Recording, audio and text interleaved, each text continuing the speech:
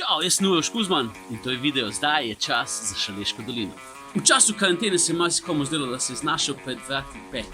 No, če bi zdaj radi naredili še korak naprej, vas vabimo v Velenje, v muzej premogovništva, ki se nahaja 160 metrov pod zemljo.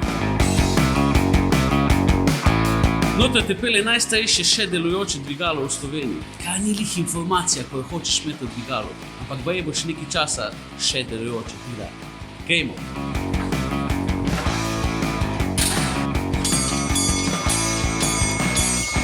Ko enkrat priješ noter, te spodaj čaka prav podzemno kraljestvo. 1,5 km rovov, zgodovina rudarstva, mini tečaj surfanja in celo ena stvar, ki nimajo niti v Ljubljani. Podzemna železnica. Skratka, če premorete dovolj poguma, se velenjskimi rudarjem pridružite čim prej.